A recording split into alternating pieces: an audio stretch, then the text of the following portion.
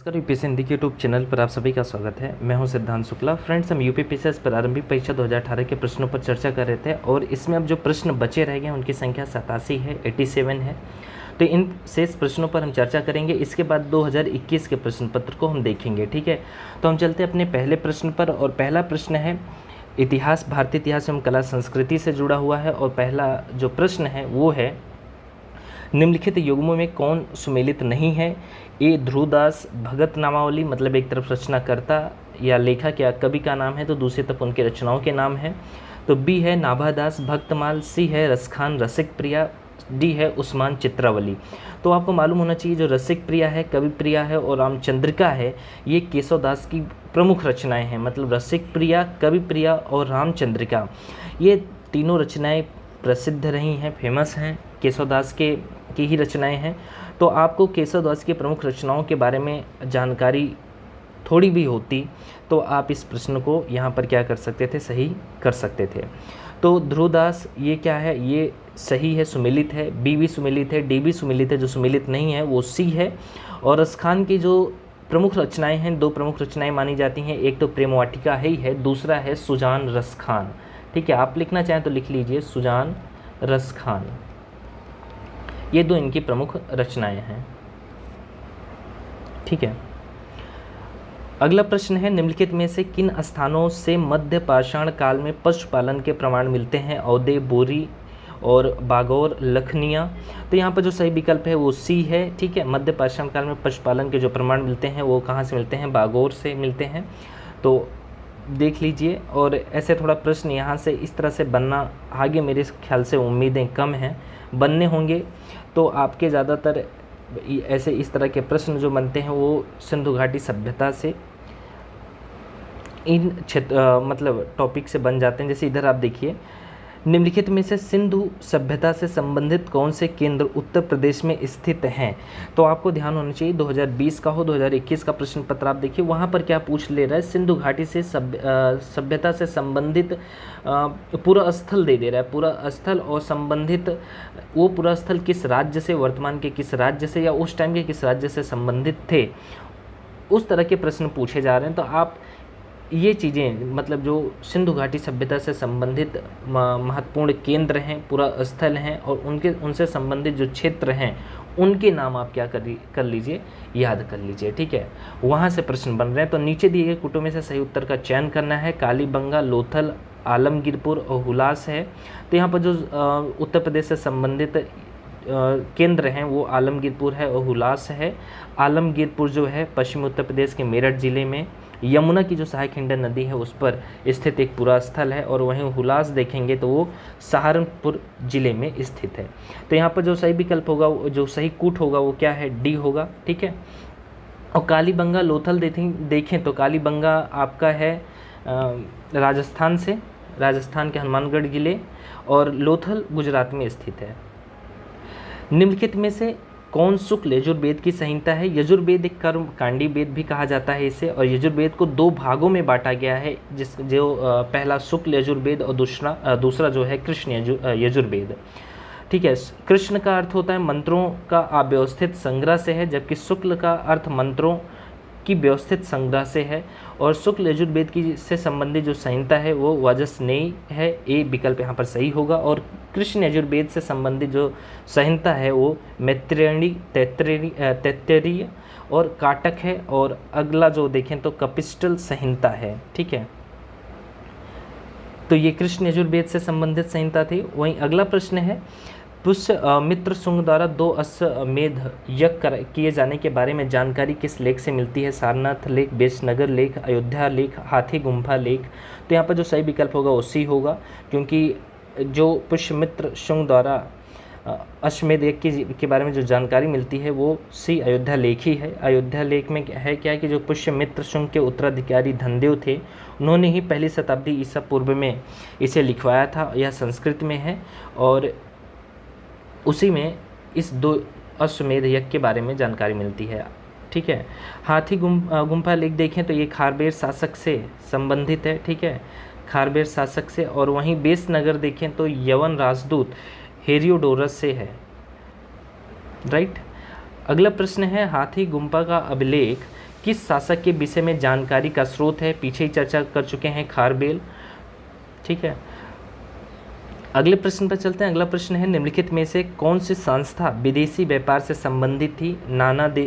श्रेणी, नगरम, नाना देशी और मणिग्राम। तो यहाँ पर आयोग ने दोनों विकल्पों को सही माना है, सी और डी। ठीक है, तो यहाँ पर जो होगा वो सी और डी होगा, जो भी आप सही किए हों उस टाइम पर। सूची 1 को सूची 2 से सुमेलित कीजिए, नीचे दिए गए कूटों में से सही उत्तर का चयन कीजिए।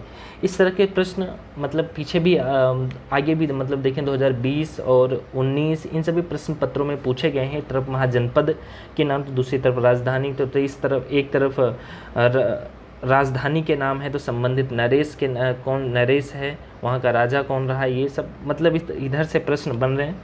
तो सुमेलित करने के लिए तो एक तरफ है दक्षिण भारत के समुद्रगुप्त के समकालीन नरेश और उनके राज्य। ठीक है, तो देखें दो जो होगा इसमें धनंजय का जो होगा वो क्या होगा, समकालीन इनका नरेश का कुस्तलपुर होगा, और वहीं नीलराज का अवमुक्त होगा। उग्रसेन का जो होगा वो क्या होगा, पलक्का, और जो बस्ता एक है कांची। तो सही विकल्प क्या होना चाहिए, ए का 3 इधर ही है। अच्छा, यहाँ एक बात और भी है, यदि आपको एक नरेश के बारे में भी मालूम होता तभी प्राप्त का प्रश्न सही हो जाता। जैसे धनंजय का क्या है, कुस्तलपुर है, ए का 3 देखें या ए का 3, तो देखिए सिर्फ 3 जो दिया गया है दिए गए कूट में देखें तो इधर ही है, सिर्फ यहाँ पर 2 है, 1 है, 4 है, तो आपका जो सही विकल्प होगा वो सी हो जाएगा। ठीक है, नीलराज का अवमुक्त है और उग्रसेन का पलक्का। अगला प्रश्न है, निम्नलिखित युग्मों में कौन सुमेलित नहीं है? एक तरफ रियासत, फिर शासक का नाम है, देवगिरी, शंकरदेव सुमेलित है। ठीक है, सुमेलित नहीं है वो पूछा है वारंगल रामचंद्र देव, तो यहाँ पर जो सुमेलित नहीं है बी है वारंगल रामचंद्र देव, ये सुमेलित नहीं है आपका। होयसल, वीर बल्लाल और मदुरा वीर पांड्या और सब सुमेलित हैं, जो सुमेलित नहीं है वो बी विकल्प आपका यहाँ पर होगा सही। फिर है, निम्नलिखित मंदिरों का काल अनुक्रम में व्यवस्थित कीजिए और नीचे दिए कूटों में से सही उत्तर चुनिए। बृहदेश्वर मंदिर, गैंगोकोंड चोलपुरम मंदिर, महाबलीपुरम का तटीय मंदिर, सप्त पैगोड़ा। तो आपको ध्यान हो तो ये जो मंदिर है सप्त पैगोड़ा या बृहदेश्वर मंदिर, ये आपका 7वीं शताब्दी के आसपास में इसका निर्माण करवाया गया था। नरसिंह वर्मन प्रथम का शासन काल था, इस काल के बीच में ही इस मंदिर का निर्माण हुआ है। ठीक है, तो आप ये समझ सकते हैं ये 7वीं शताब्दी की बात यहाँ पर हो रही है। और जो बृहदेश्वर मंदिर है इसका जो शासनकाल है ये 10वीं या 11वीं है। ठीक है, हाँ, जो है वो क्या है 11वीं शताब्दी का है। यदि हमें इन दो के बारे में पता होता तो क्या हम सही कूट तक पहुँच सकते थे? आप ये ध्यान दीजिए, जिस कूट में सबसे पहले तो जो कूट में होगा जो क्रम होगा पहले मतलब 4 जो है वो पहले आएगा तभी 1 आएगा, या ठीक है 4 और 1 इस क्रम में कूट होंगे, और जिस कूट में 4 से पहले 1 होगा वो आपका कूट गलत हो जाएगा। तो देखिए यहाँ 4 से पहले 1 है, ये कूट आपका गलत हो जाएगा। यहाँ पर भी 4 से पहले 1 है, ये भी गलत हो जाएगा, ये भी गलत हो जाएगा, जो बचता एक ही है तो ये डी सही हो जाएगा। तो आप समझिए जो आयोग है, आयोग के द्वारा जो सेट पेपर को बना रहे हैं उनका ये थोड़ा भी उद्देश्य नहीं है कि कहीं कि आपके लिए इतना ज़्यादा टफ एग्ज़ाम कर दें कि आप इसको क्रैक ही ना कर पाएँ। वो कुछ ना कुछ मौका आपके लिए छोड़ देते हैं। आप देख करके घबराइए मत ऐसे प्रश्नों को, उसमें थोड़ा सोचिए, देखिए, दिमाग को थोड़ा लगाइए, आप उत्तर खोज लेंगे। ठीक है, अगला प्रश्न है, नीचे 2 कथन दिए गए हैं जिनमें एक को कथन ए तथा दूसरे को कारण आर कहा गया है। कथन ए, भारत पर तुर्की आक्रमण सफल हुए। ठीक है, भारत पर तुर्की आक्रमण सफल हुए क्योंकि कारण उत्तर भारत में राजनीतिक एकता नहीं थी। बात सत्य है, उत्तर भारत में राजनीतिक एकता नहीं थी, कोई एक ऐसा शासन केंद्र में नहीं था कि सभी अन्य राज्यों को भी कंट्रोल में रख पाता। सब अपने अपने आप में स्वतंत्र थे और राजनीतिक एकता न होने के कारण ही भारत पर तुर्की आक्रमण सफल रहे। तो यहाँ पर जो सही कूट देखें तो ए होगा, कथन ए तथा कारण आर दोनों सही हैं, तथा कारण आर कथन ए की सही व्याख्या भी करता है। ठीक है, अगला प्रश्न है, निम्नलिखित युग्मों में कौन सुमेलित नहीं है? अदीना मस्जिद, मांडू, बी लाल दरवाज़ा मस्जिद, जौनपुर, दाखिल दरवाज़ा गौड़, 3 दरवाज़ा अहमदाबाद। तो यहाँ पर जो सही विकल्प है सुमेलित नहीं है, ए है। ठीक है, अदीना मस्जिद मांडू, ये क्या है, बंगाल के मालदा ज़िले के पंडुआ में स्थित है। ठीक है, और भी ज़्यादा जानना हो तो आप देख सकते हैं कि मस्जिद का निर्माण जो है इलियास शाही वंश के शासक सिकंदर शाह ने किया था। चलिए अगले प्रश्न पर चलते हैं। अगला प्रश्न है, नीचे 2 कथन दिए गए हैं, एक को कथन ए तथा दूसरे को कारण आर कहा गया है। कथन ए, मध्यकाल में संगीत पर संस्कृत में लिखी गई अनेक पुस्तकों का फारसी में अनुवाद किया गया। ठीक है, कथन सही है। कारण देखते हैं, आरंभिक चिश्ती सूफी संत संगीत सभाओं जिन्हें समा कहा जाता था के शौकीन थे। तो कारण कथन यहाँ पर देखें, कथन ए और कारण आर दोनों सही हैं, किंतु कारण आर कथन ए की सही व्याख्या नहीं है। ठीक है, आप ये भी देखना चाहें तो जो फिरोज शाह तुगलक ने शास्त्रीय संगीत पर लिखी पुस्तक राग दर्पण का फारसी में अनुवाद कराया। उसी तरह सिकंदर लोदी के काल में देखें तो संगीत पर संस्कृत में लिखी पुस्तकों का फारसी में अनुवाद कराया गया था। सिकंदर लोदी ने एक संगीत ग्रंथ लज्जत ए सिकंदर शाही की रचना की। आप ध्यान दीजिए, यहाँ पर दोनों कथन क्या हैं, सही हैं, लेकिन जो सही है, किंतु कारण आर जो है कथन ए की व्याख्या नहीं है। तो यहाँ पर जो सही कूट है वो क्या है, बी है। ठीक है, अगले प्रश्न पर चलते हैं। अगला प्रश्न है, मध्यकालीन भारत के ऐतिहासिक स्रोतों में चकला शब्द का प्रयोग हुआ है।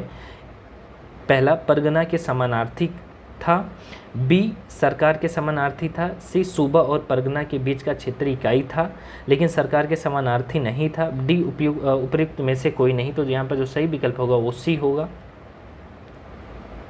ठीक है, अगला प्रश्न है, दिल्ली में पुराना किला के सामने खैरुल मंजिल नामक मस्जिद का निर्माण किसने करवाया था? तो डी होगा महम अनगा। अकबर की धाय माहम अनगा ने 1561 में दिल्ली में पुराना किला के सामने खैरुल मंजिल नामक मस्जिद का निर्माण करवाया था। और अगला प्रश्न है आपका, सुरक्षा के लिए मराठों के राजस्व के दावों को किस नाम से जाना जाता है? सुरक्षा के लिए, ध्यान दीजिएगा, सुरक्षा के लिए पूछा है। तो मराठे जो होते थे, पड़ोसी जो राज्य होते थे, उनकी सुरक्षा के लिए उनसे क्या करते थे, चौथ कर क्या करते थे, वसूलते थे। ठीक है, राजस्व ये वसूलते थे। और ये जो होते थे, जो पड़ोसी राज्य होते थे, उनकी आय का 1/4 होता था, मतलब 25% 25%, उनके आय का 25% चौथ उनसे लेते थे। सरदेशमुखी देखें तो ये एक अतिरिक्त कर है और ये उपज का एक मतलब 10वां देखें तो ये 10% वसूला जाता था। तो सरदेशमुखी अलग है और चौथ अलग है, इसको ध्यान दीजिएगा। तो यहाँ पर जो सही विकल्प आपका होगा बी होगा। ठीक है, अगला प्रश्न है, निम्नलिखित को काल अनुक्रम में व्यवस्थित कीजिए और नीचे दिए कोड से सही उत्तर चुनिए। तो आप जब भी मतलब ये सब चीज़ें आपका कॉन्सेप्ट यहाँ पर क्लियर रहा होगा तो आप ये भी क्या कर सकते थे, सही कर सकते थे। जहांगीर शाह का जो वो देखें टाइम पीरियड वो क्या है, 1712 से 1713। ठीक है, मोहम्मद शाह का देखें तो 1719 से 1748 है। उसी तरह अहमद शाह का देखें 1748 से 1754। आलमगीर द्वितीय का देखें तो 1754 से 1759। तो यहाँ पर आप देख सकते हैं, तो इस हिसाब से देखें तो जो सही कुट होगा वो क्या हो जाएगा, बी हो जाएगा। ठीक है, यहाँ पर कॉन्सेप्ट आपका क्लियर होता तो आप इस प्रश्न को भी सही कर सकते थे। अब जो अब प्रश्न शुरू हो रहे हैं वो भारतीय राष्ट्रीय आंदोलन से हैं और इसमें जो भारतीय राष्ट्रीय आंदोलन का से संबंधित जो पहला प्रश्न है वो है, निम्नलिखित युग्मों में से कौन सुमेलित नहीं है? स्थान, नेतृत्व, संभलपुर सुरेंद्र शाही, गंजाम राधाकृष्ण दंडसेना, कश्मीर गुलाब सिंह, लखनऊ लियाकत अली। देखिए ये प्रश्न देखने के बाद कई लोग तो स्किप कर गए होंगे क्योंकि संभलपुर, सुरेंद्र, गंजाम, कश्मीर, तो उनको लगे होगा ये तो हमारे क्लास में भी सर ने नहीं बताया था। या होता है ना कि जो आप फाउंडेशन क्लासेस करते होते हैं वहाँ पर भी संभव नहीं होता कि ये आपको बताया जाए स्थान और नेतृत्वकर्ता कौन थे। वहाँ पर आपको ये झांसी, कानपुर, बिहार, लखनऊ, ये जो महत्वपूर्ण जो स्थान हैं और वहाँ के जो नेतृत्वकर्ता हैं उनके बारे में तो आप जान लेते हैं, लेकिन कुछ ऐसे स्थान और नेतृत्व करता होते हैं उनके बारे में नहीं बताया जाता, उतने इम्पोर्टेंस भी नहीं रखते। उसी तरह यहाँ पर पूछा गया है सुमेलित नहीं है। ऐसे में होता क्या है कि आप इन 3 नामों को पढ़ने के बाद आप पर मनोवैज्ञानिक के प्रेशर बनता है और आप तुरंत इस प्रश्न को आते हुए प्रश्न जो संभावना होती है कि आप इसको सही भी कर सकते हैं वहाँ पे भी इसको स्किप कर देते हैं, छोड़ देते हैं, ठीक है। तो आप ध्यान दीजिए, आपको झांसी स्थान पर आपको पता है कि वहाँ की जो नेतृत्वकर्ता रानी लक्ष्मीबाई थी, कानपुर में नाना साहेब थे, बिहार में कुंवर सिंह थे, तो लखनऊ में बेगम हजरत महल थी जो वाजिद अली की क्या थी, पत्नी थी। वाजिद अली को जो अबदस्त कर दिया गया था तो वो अपनी बेटे को वहाँ का नवाब घोषित करते हुए, जो अल्पवयस्क थे बेगम हजरत महल ने, उनको नवाब घोषित करते हुए फिर उन्होंने वहाँ के प्रशासन को अपने हाथ में ले लिया। तो आप ध्यान दीजिए, जब लियाकत अली, अब भाई इस ये तो पता ही होना चाहिए, इलाहाबाद में, इलाहाबाद जो स्थान है वहाँ पर नेतृत्वकर्ता जो थे वो लियाकत अली थे। अब उत्तर प्रदेश का आप यूपी PCS मतलब आप उत्तर प्रदेश में इस स्टेट का एग्ज़ाम दे रहे हैं और आपको ये ना पता हो कि मौलवी लियाकत अली कहाँ के नेतृत्व करता थे, तो फिर भाई ये तो समझ लीजिए कि आप सीरियस नहीं है, मैं ये समझूंगा। तो मौलवी लियाकत अली इलाहाबाद के नेतृत्व करता थे और जनरल नील ने इलाहाबाद के विद्रोह को ही समाप्त किया था। तो यहाँ पर लखनऊ के सामने ये क्या है, सुमेलित नहीं है। डी विकल्प यहाँ पर क्या हो जाएगा, सही होगा, यहाँ पर सुमेलित नहीं है तो लखनऊ होगा, क्योंकि लखनऊ में का जो नेतृत्वकर्ता जिन्होंने जो की थी वो कौन थी, बेगम हजरत महल थी, ठीक है। अगला प्रश्न है, निम्नलिखित घटनाओं को काल अनुक्रमानुसार व्यवस्थित कीजिए और नीचे दिए कूटों से सही उत्तर का चयन कीजिए। हंटर आयोग, सेडलर आयोग, उड का घोषणा पत्र, सार्जेंट योजना। तो इसके पहले के भी कई सारे लेक्चर में मैंने कुछ महत्वपूर्ण पुस्तक, उनके लेखक के नाम, साथ ही साथ ऐसे आयोगों के नाम भी लिख दिए थे नीचे कि आप लोग यहाँ से प्रश्न बनने की संभावना रहती है, इसलिए मैंने उन महत्वपूर्ण आयोगों की भी चर्चा वर्ष के साथ कर दी थी। मतलब चर्चा क्या कर दी थी, एक पेज था उसी को मैंने वीडियो में ऐड कर दिया था, तो आप वो देखते हुए आए होंगे, तो ये प्रश्न भी आप कर सकते हैं। तो यहाँ पर जो सही विकल्प होगा आप देख सकते हैं, उड का घोषणा पत्र जो है 1854 है और हंटर आयोग जो है 1882 है, ठीक है, और सेडलर आयोग जो है 1917 और जो सार्जेंट योजना है वो 1944। तो जो सही विकल्प यहाँ पर होगा वो क्या हो जाएगा, डी होगा, ठीक है। चलते हैं अगले प्रश्न पर। अगला प्रश्न है, निम्नलिखित युग्मों में कौन सुमेलित नहीं है। संथाल, कोल, खासी, अहोम ये विद्रोह हैं और प्रश्न हर बार यहाँ से बनते हैं भाई, जो विद्रोह हैं, ठीक है, किसान विद्रोह, जनजाति विद्रोह, ठीक है, यहाँ से प्रश्न आपके बन रहे हैं। तो आप हर बार आयोग की कोशिश रहती है पूछने की, और ज़्यादातर होता है कि रिपीटेड प्रश्न ही पूछ लेगा, अगली बार इनके नाम की जगह 1-2 का नाम बदल देगा, बाकी का आप 1-2 के नाम बदल देने से भी यदि बैक ईयर के जो ये प्रश्न आप सॉल्व कर रहे हैं, इसके बाद भी आप दिए गए जो विद्रोह होंगे से संबंधित जो प्रश्न होंगे तब भी आप उसको सही कर पाएंगे। अहोम का जो होगा 1815 नहीं 1828 होगा, तो यहाँ पर जो सुमेलित नहीं वो डी है, ठीक है। देख सकते हैं, अहोम विद्रोह की शुरुआत असम राज्य में गौमधर कुंवर के नेतृत्व में 1828 में हुई थी। संथाल विद्रोह सन 1855 में बंगाल के मुर्शिदाबाद तथा बिहार के भागलपुर जिले में जमींदार, महाजन और अंग्रेज कर्मचारियों के अन्याय के विरुद्ध संथालों ने किया। वहीं खासी विद्रोह का सन 1829 में, और ये जनजातियों को जबरन सड़क निर्माण में लगाना था उस वजह से हुई थी। और कोल विद्रोह देखें तो 1831 में छोटा नागौर क्षेत्र में कोल, भील, हो और मुंडा आदि जनजातियों द्वारा किया गया। कोल भूमि को भू रजत संग्रह के लिए हिंदू, मुस्लिम और सिख महाजन को दे दी गई थी उस संदर्भ में, ठीक है। अगला प्रश्न है, निम्नलिखित नेताओं में किसने क्रांतिकारी संगठन अभिनव भारत समाज की स्थापना की। तो विनायक दामोदर सावरकर और इनके भाई थे गणेश दामोदर सावरकर और नारायण दामोदर सावरकर ने किया। यह एक क्रांतिकारी संगठन था ही, पूर्व में इसे मित्र मेला के नाम से भी जाना जाता था। 1904 में ध्यान दीजिएगा, इसकी जो अभिनव भारत समाज की जो स्थापना 1904 ईस्वी में महाराष्ट्र के पुणे में हुई थी, ठीक है। अब अगला प्रश्न है, निम्नलिखित गवर्नर जनरलों में किसने कांग्रेस को अत्यधिक अल्पसंख्यक लोगों का प्रतिनिधित्व करने वाली कहकर उपहास किया गया था। देखिए, आप जब पढ़ रहे होंगे, कांग्रेस की स्थापना आपको मालूम है 1885 में हुई थी, और उस टाइम पे जब स्थापना के पश्चात ए.ओ. ह्यूम और लॉर्ड डफरिन, इन दो के नाम आपने सुने होंगे या सुने इस सेंस में होंगे कि जब आप कांग्रेस की स्थापना वाला चैप्टर या ये टॉपिक पढ़ रहे होंगे तो आपको लॉर्ड डफरिन और ए.ओ. ह्यूम के बारे में जानने को मिला होगा। तो उसी दौरान सेफ्टी वाल्व का सिद्धांत, तड़ित चालक का सिद्धांत, ये सभी सिद्धांत भी आए सामने। तो उसी संदर्भ में देखें तो जो लॉर्ड डफरिन हैं, इन्होंने ही कहा था कि कांग्रेस अत्यधिक अल्पसंख्यक लोगों का प्रतिनिधित्व करने वाली एक संस्था है, कहकर उसका उपहास उड़ाया था। तो यहाँ पर जो सही विकल्प होगा ये होगा, लॉर्ड डफरिन होगा। ठीक है, इनका शासनकाल देखें तो ये देख सकते हैं 1884 से 1888 ईस्वी तक भारत के ये वायसराय रहे। ठीक है, अगला प्रश्न है, नीचे दो कथन दिए गए हैं, एक को कथन ए तथा दूसरे को कारण आर कहा गया है। कथन ए है 1946 में मुस्लिम लीग ने कैबिनेट मिशन प्लान के लिए दी गई अपनी स्वीकृति वापस ले ली थी। ठीक है, 1946 में गठित अंतरिम सरकार में मुस्लिम लीग शामिल हुई थी।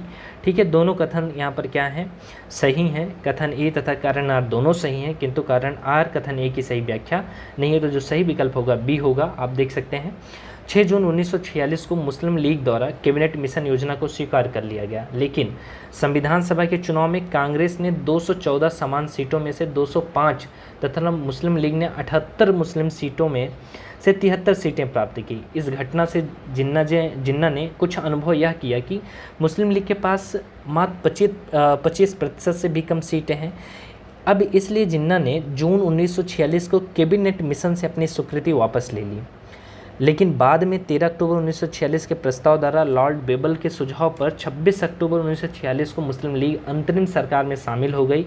प्रश्न के अनुसार आप देखें तो कथन और कारण दोनों सत्य हैं, परंतु कारण कथन एक ही से यहाँ पर व्याख्या नहीं कर रहा है। ठीक है, प्रश्न संख्या 23 थी। अगले प्रश्न को देखते हैं। अब प्रश्न ज्योग्राफी से हैं और इस ज्योग्राफी का जो पहला प्रश्न है, भारत के विभिन्न क्षेत्रों में उत्पादित सुल्ताना, गुलाबी और काली चंपा निम्नलिखित प्रमुख फलों में किसकी किस्में हैं? तो अंगूर की हैं, डी होगा। मैकमोहन रेखा सीमा बनाती है, बहुत ही सरल प्रश्न था।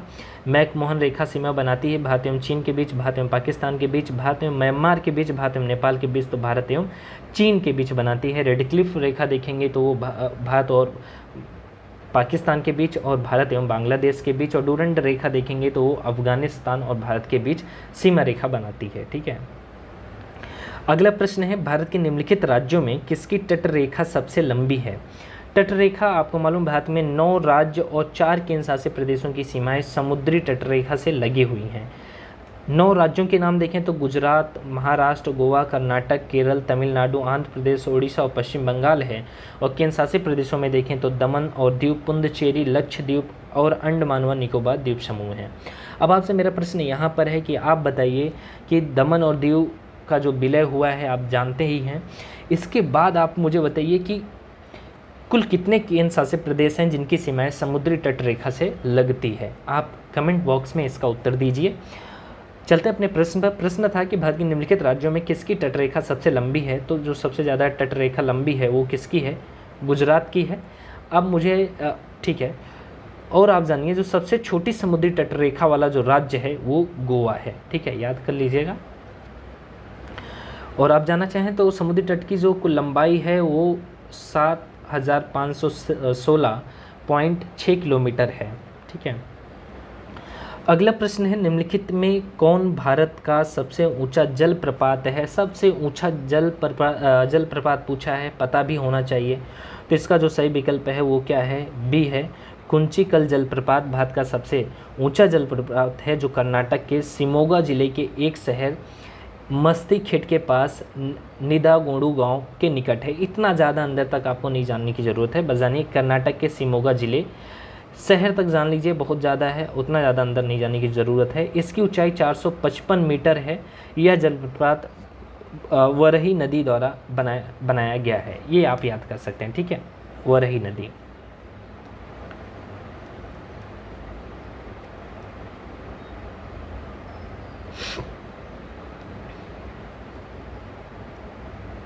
एक मिनट,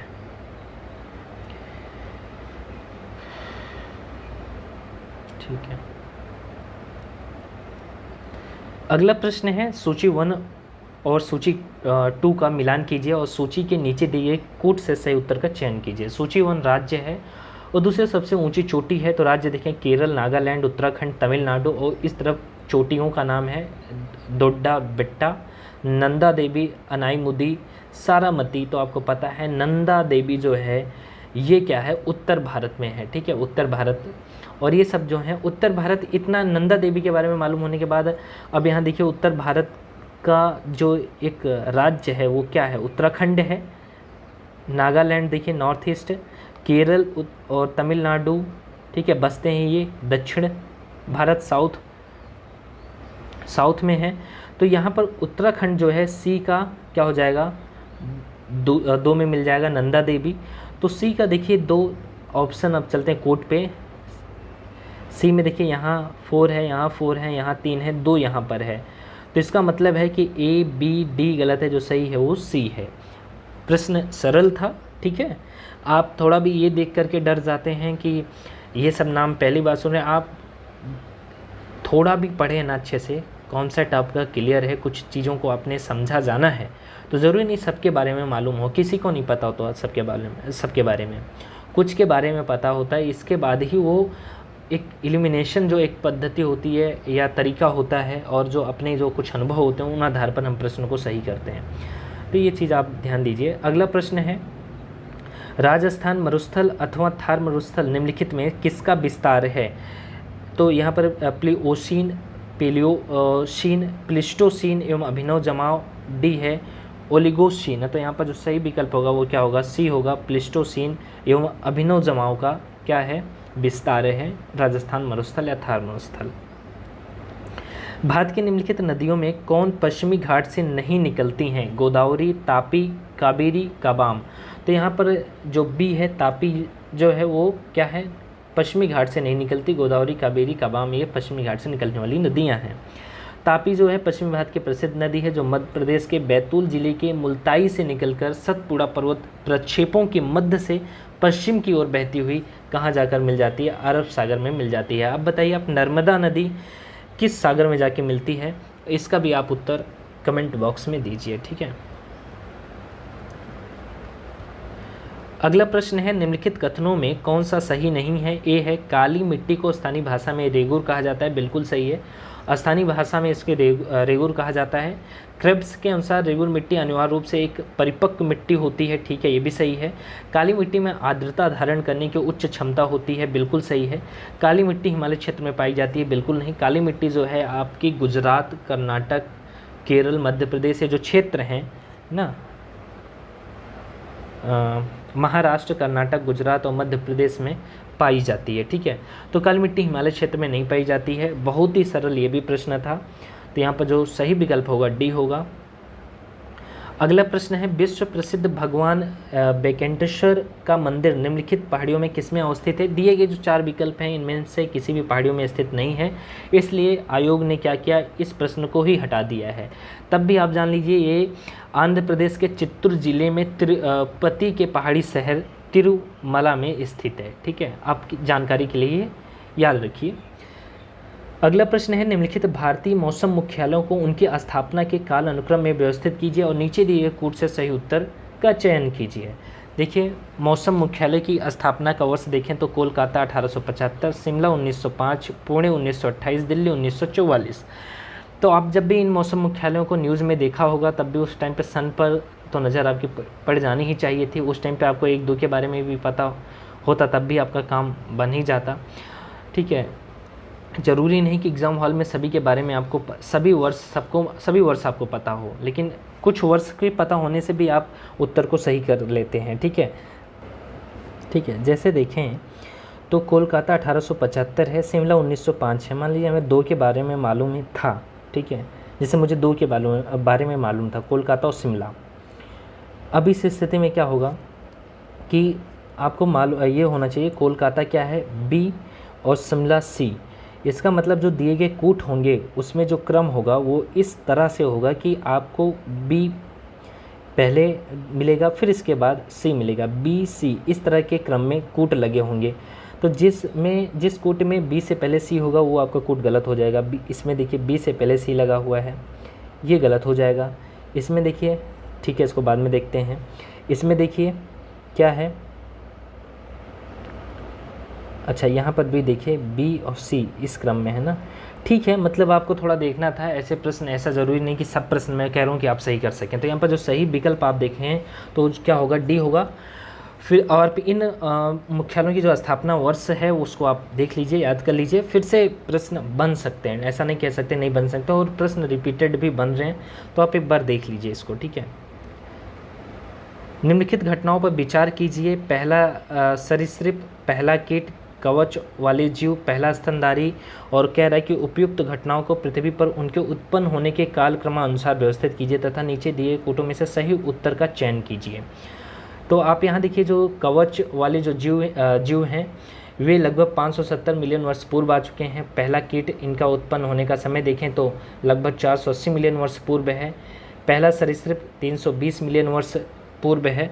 पहला स्तनधारी जो है लगभग 310 से 275 मिलियन वर्ष पूर्व है। तो जो सही कूट है वो क्या होगा, सी होगा यहाँ पर, ठीक है। 3 2 1 4, तो यहाँ पर 3 2 1 4, 3 2 1 4, ठीक है। अगला प्रश्न है, निम्नलिखित ग्रहों में कौन जीवन के अस्तित्व के लिए उपयुक्त हो सकता है। मंगल, बुध, शुक्र, बृहस्पति। तो यहाँ पर जो होगा मंगल होगा। और आप देखें तो मंगल जो है सौरमंडल में सूर्य से चौथा नज़दीकी ग्रह है, और जो पृथ्वी की तरह ही एक स्थलीय धरातल वाला ये क्या है, ग्रह है। मंगल का जो भौगोलिक जो विशेषताएं हैं, उनका जो घूर्णन काल देखिए, मौसमी चक्र और परिभ्रमण जो पृथ्वी देखें तो इस किसके समान है, पृथ्वी के समान है, इसलिए मंगल ग्रह पर जीवन के अस्तित्व के लिए उपयुक्त हो सकता है, ऐसा अनुमान लगाया जा रहा है, ठीक है। तो यहाँ पर जो सही विकल्प होगा ए होगा। निम्नलिखित में कौन मृदा से संबंधित है। इडेफिक है, क्लोइमेटिक है, बायोटिक है, टोपोग्राफी है। तो यहाँ पर जो सही विकल्प होगा ए होगा। इडेफिक मृदा से संबंधित है, ठीक है। इडेफिक एक विशेष क्षेत्र में पाई जाने वाली मिट्टी की भौतिक या रासायनिक संरचना से संबंधित एक जैविक कारक है। अगला प्रश्न देखें तो निम्नलिखित देशों में किसमें पंपास घास का मैदान स्थित है। Argentina, Brazil, Chile, Ecuador. तो यहाँ पर जो सही विकल्प है अर्जेंटीना है। निम्नलिखित युग्मों में कौन सम्मिलित नहीं है। देखें सोनोरन संयुक्त राज्य अमेरिका, तकला मकान चीन, काराकुम तुर्कमेनिस्तान, गिब्सन ब्राज़ील। तो यहाँ पर जो सही सम्मिलित नहीं है वो डी है, गिब्सन, ठीक है, सम्मिलित नहीं है, क्योंकि गिब्सन जो है मरुस्थल जो है ऑस्ट्रेलिया महाद्वीप के पश्चिमी भाग में स्थित है, गिब्सन, ठीक है। और ऑस्ट्रेलिया महाद्वीप का पांचवा सबसे बड़ा रेगिस्तान, यह ऑस्ट्रेलिया महाद्वीप का पांचवा सबसे बड़ा रेगिस्तान है। और भी जानना चाहें तो देख सकते हैं, इस रेगिस्तान का नाम अल्फ्रेड गिब्सन के नाम पर ही रखा गया है। अगला प्रश्न है, निम्नलिखित नदियों में किसके मुहाने पर पक्षी के पंजे की आकृति वाला डेल्टा बनता है। तो डी मिसिसिपी नदी है, और यह संयुक्त राज्य अमेरिका में प्रभावित मिसिसिपी नदी पक्षी के पंजे की आकृति का डेल्टा बनाती है। अगला प्रश्न देखिए, निम्नलिखित देशों में किसमें प्रति गाय दुग्ध का औसत वार्षिक उत्पादन सर्वाधिक है। सी डेनमार्क है। अगला प्रश्न है, निम्नलिखित कॉफ़ी उत्पादक देशों को उनके कॉफ़ी उत्पादन को अवरोही क्रम में व्यवस्थित करें और नीचे दिए गए कूट से सही उत्तर का चयन कीजिए। तो देखिए ब्राज़ील क्या है, ठीक है, और वियतनाम, कोलंबिया, इंडोनेशिया, ये हैं, इनका उत्पादन मीट्रिक टन में आप देख सकते हैं। तो यहाँ पर दिए गए इस आधार पर देखें तो जो सही कूट है वो क्या है, बी है, बी होगा 3 2 1 4। नीचे लिखा भी हुआ है कि विश्व में सर्वाधिक कॉफ़ी का जो उत्पादन होता है वो ब्राज़ील में ही होता है, ठीक है, ठीक है। तो आप समझ लिए अवरोही क्रम में व्यवस्थित करना था। तो अवरोही क्रम का भी मतलब आप जानते ही होंगे कि सरल शब्दों में इसको कहें तो एक प्रकार से संख्याओं का घटता हुआ क्रम है। तो आप यहाँ देख सकते हैं मीट्रिक टन में जो उत्पादन है, और विश्व में सर्वाधिक कॉफ़ी का उत्पादन ब्राज़ील में ही होता है। जो सही विकल्प यहाँ पर होगा बी होगा आपका। अगला प्रश्न है, सुएज नहर के बन जाने के पश्चात भारत और यूरोप के मध्य की समुद्रिक दूरी में कितनी कमी आई। तो इसका जो सही विकल्प है वो क्या है, बी है 7000 किलोमीटर। आपको मालूम होगा मेडिटेरियन सी मतलब भूमध्य सागर जो सी है, और जो लाल सागर है सी है, ठीक है। सुएज नहर क्या करता है, इनको क्या करता है, जोड़ने का कार्य करता है। इधर देखिए सुएज नहर लाल सागर और भूमध्य सागर मतलब मेडिटेरियन जो सी है को संबंध करने वाली एक नहर है, जिसका निर्माण सन देखें तो 1859 में फ्रांसीसी इंजीनियर फर्डिनेंड की देखरेख में आरंभ हुआ। इसके बन जाने के पश्चात भारत और यूरोप के मध्य की जो समुद्रिक दूरी है 7000 किलोमीटर की कमी आई। इससे क्या है, जो ईरान, अरब, भारत, पाकिस्तान आदि के जो देश हैं उनको व्यापार में सुविधा हुई, नहीं तो इनको काफ़ी घूम करके यूरोप जाना पड़ता था। अगला प्रश्न है, निम्नलिखित राज्यों में कौन सड़कों की लंबाई में भारत में प्रथम पायदान पर है, तो महाराष्ट्र है, ठीक है। द्वितीय पे देखें तो क्या है, उत्तर प्रदेश है ना। महाराष्ट्र क्या है, प्रथम पे है, उत्तर प्रदेश द्वितीय है, राजस्थान जो है 9वें पे है, मध्य प्रदेश 6ठे स्थान पर है। अब इन्वायरमेंट इकोलॉजी से संबंधित प्रश्न है, और पहला प्रश्न है, वर्तमान में जनसंख्या के सुखों का परित्याग किए बिना, मतलब वर्तमान में जनसंख्या के सुखों जो सुख हैं उनका परित्याग किए बिना भविष्य के लिए ऊर्जा तथा अन्य संसाधनों की बचत निम्नलिखित में से कौन सी अवधारणा की परिभाषा है। आर्थिक वृद्धि, आर्थिक विकास, संपोषणीय विकास, मानव विकास, तो सी होगा। इस टॉपिक पर मैंने कई बार चर्चा कर ली है पीछे के वीडियो में, तो आप देखते होंगे तो इसको सही कर सकते थे, सी होगा। डचिगम राष्ट्रीय उद्यान निम्नलिखित में से किससे संबंधित है। कस्तूरी मृग, गोल्डन ओरियोल, एलोथ्रोटेड माल्टन, होंगल या कश्मीर स्टैग, तो ये जो सही विकल्प होगा डी होगा, ठीक है। डचकम का अर्थ है 10 गांव, और डचकम जो है केंद्र शासित प्रदेश जम्मू और कश्मीर में श्रीनगर से 22 किलोमीटर की दूरी पर स्थित है। डचकम को ही राष्ट्रीय उद्यान को 4 फरवरी 1981 को घोषित किया गया।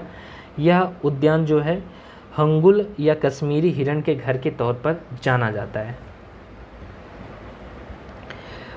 अगला प्रश्न है, निम्नलिखित युग्मों में कौन सुमेलित नहीं है। बांदीपुर राष्ट्रीय उद्यान कर्नाटक, ठीक है, सुमेलित है। मानस वन्यजीव अभ्यारण्य असम, पेरियार वन्यजीव अभ्यारण्य केरल, सिमलीपाल राष्ट्रीय उद्यान मध्य प्रदेश, तो यहाँ पर जो सुमेलित नहीं है वो डी है, ठीक है। आप ये जो राष्ट्रीय उद्यान है, अभ्यारण्य है, इनको याद कर लीजिए, प्रश्न बनने की संभावना रहती है, ठीक है। तो आप देखें तो जो सिमलीपाल राष्ट्रीय उद्यान है मध्य प्रदेश में नहीं, ये ओडिशा में है। यह एक हाथी अभ्यारण्य है। इस उद्यान का नाम सेमल या लाल कपास के पेड़ों की वजह से पड़ा। 2009 में यूनेस्को ने इसे बायोस्फीयर रिजर्व के रूप में घोषित भी किया है। तो जब घोषित भी किया गया है यूनेस्को द्वारा, तो आपको वैसे भी मालूम रहना चाहिए था इस उद्यान के बारे में। अगला प्रश्न है, निम्नलिखित में से किसमें ओजोन की सर्वाधिक सांद्रता मिलती है। ट्रोपोस्फीयर, मेसोस्फीयर, स्ट्रेटोस्फीयर में, एक्सोस्फीयर में। तो ओजोन की सर्वाधिक सांद्रता मिलती है, तो ये समताप मंडल यानी स्ट्रेटोस्फीयर का मतलब समताप मंडल, ठीक है, इसमें मिलती है। आपको मालूम है जो ओजोन परत है वो सूर्य से निकलने वाली जो हानिकारक पराबैंगनी किरणें होती हैं उनको अवशोषित करने का काम करता है, ताकि पृथ्वी पर वो न पहुँचे और हमें नुकसान न पहुँचाए। इस वजह से जो ओजोन परत है वो आपको कहाँ मिलेगी, क्या है इसका काम, मतलब सूर्य से निकलने वाली हानिकारक पराबैंगनी किरणों को अवशोषित करना। तो ओजोन का सर्वाधिक सांद्रता मिलती है, तो यहाँ पर जो सही विकल्प होगा सी होगा। अगला प्रश्न है, वनस्पति जलवायु का सही सूचक है। यह कथन संबंधित है कोपेन से है, बी सही होगा यहाँ पर। अगला प्रश्न है, सबसे अधिक स्थिर पारिस्थितिकी तंत्र कौन सा है। सागरीय है, महासागर है, या वन है, या पर्वतीय है, मरुस्थलीय है। तो यहाँ पर सही विकल्प ये होगा, क्योंकि वन देखें तो यहाँ पर जो वन होते हैं उनके पत्ते भी क्या होते रहते हैं, गिरते रहते हैं। पर्वतीय देखें तो यहाँ भूकंप और ज्वालामुखी क्रियाएं होती रहती हैं, जिससे पारिस्थितिक तंत्र प्रभावित होता है। मरुस्थल क्या होता है आपको मालूम ही है कि मरुस्थल जो है रेगिस्तान, यहाँ पर लचीलापन का अभाव होता है, और वन में पेड़ के पत्ते गिरते हैं, आप यहाँ देख सकते हैं। और पर्वत देखें तो यहाँ पर क्या होता है कि भूकंपीय और ज्वालामुखी विस्फोट आदि के कारण पारिस्थितिक तंत्र प्रभावित होता है। तो यहाँ पर जो सही विकल्प आपका होगा ए होगा, ठीक है। अगले प्रश्न को देखते हैं। अगला प्रश्न है, वैश्विक उष्मन के फलस्वरूप निम्नलिखित में से किसकी बारंबारता की प्रचंडता बढ़ रही है। बहुत ही सरल प्रश्न था, और इसका जो सही विकल्प है देखते हैं, केवल चक्रवात की क्या है, फिर से प्रश्न। वैश्विक उष्मन के फलस्वरूप मतलब किसकी बारंबारता की प्रचंडता बढ़ रही है, मतलब आप पृथ्वी पर कौन सी क्रियाएं देख रहे हैं वैश्विक उष्मन के परिणाम के रूप में, नकारात्मक परिणाम के रूप में। तो केवल चक्रवात की, केवल तूफान की, केवल बवंडर की, तो आप तीनों ये घटनाएं देख रहे हैं पृथ्वी पर हो रही हैं। तो यहाँ पर जो सही विकल्प होगा डी होगा, उपयुक्त तो सभी। और अभी तक जो हमने कुल 50 प्रश्नों पर चर्चा की है, इनमें से अधिकांश प्रश्न देखें तो 4-5 प्रश्न ऐसे ही थे जिनको आप बहुत ही सरल तरीके से उसका उत्तर दे सकते थे। यदि आप प्रश्न पढ़िए, मनोवैज्ञानिक दबाव अपने ऊपर मत लीजिए और प्रश्न को समझने की कोशिश करिए। जैसे आपको मैं बताया था कि 1857 की क्रांति के नेतृत्वकर्ता लियाकत अली, वो ऐसे ही ये प्रश्न, वैसे ही संपोषणी विकास वाला, ऐसे ही आपके पास 4-5 प्रश्न हैं जिसको आप बिना किसी मतलब थोड़ा भी आपने पढ़ा होता तो आप उसको कर सकते थे। तो इस पूरे वीडियो में ये समझिए कि हम बहुत प्रीवियस से पेपर क्वेश्चंस को रिवीजन तो कर ही रहे हैं, देख रहे हैं, साथ ही साथ बहुत कुछ सीख भी रहे हैं कि ऐसे प्रश्नों को बिना दबाव के, बिना अपना डर कैसे ख़त्म करें, क्योंकि बहुत डर की वजह से ही ऐसी चीज़ें गलतियाँ होती हैं। ठीक है, तो ये सब चीज़ें हम यहाँ पर इस पूरी अपनी श्रृंखला, इस सीरीज़ में सीख रहे हैं। ऐसे अब जो बच रहे हैं प्रश्न, 37 प्रश्न बच रहे हैं, उनको अगले लेक्चर में हम कंप्लीट कर लेंगे। फिर इसके बाद 2021 के प्रश्न पत्र को हम देखेंगे। ठीक है, मिलते हैं अगले वीडियो में। नमस्कार।